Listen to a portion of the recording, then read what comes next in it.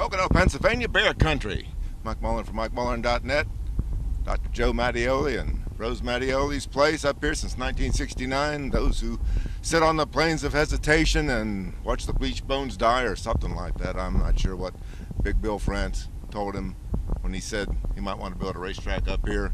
It is sort of the middle of nowhere, but it's only 90 minutes from downtown Manhattan, so I don't know why they can't seem to get more people in here from New York City. That's where I'd be hitting people up. New York City, 90 minutes away, that's the market. For Pocono Raceway, today, Friday morning, waiting to see what Richard Childress has to say about that little scuffle he got into with Kyle Busch last weekend, or that little scuffle he puts Kyle Busch into last weekend. If it were me, I think I'd be going after Joe Gibbs. He's the guy that's in charge of that race team over there.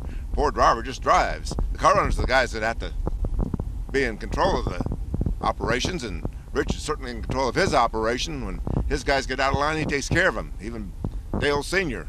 He used to take care of Dale Sr. when then Dale Sr. had things going the wrong way. I think that it's up between Joe Gibbs and Richard Childress, but Richard's going to talk today, and we'll see what he has to say about that $150,000 fine. I got a question.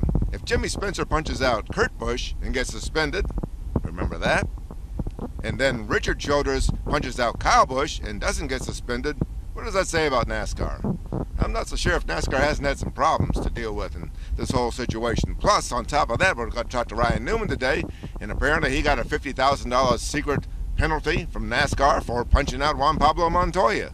What is this, racing or wrestling? I'm not really sure. Friday morning at Pocono, and we're going to have to see what we can rustle up in the garage area. I'm thinking that NASCAR has to do a little PR mending, and I'm not so sure they're up to it right now.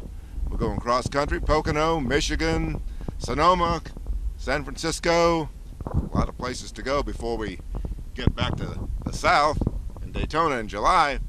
But right now, it's Pocono, and let's see what they got on the front road. We're going in the front road today rather than the back road. See what kind of crowds they're going to have here.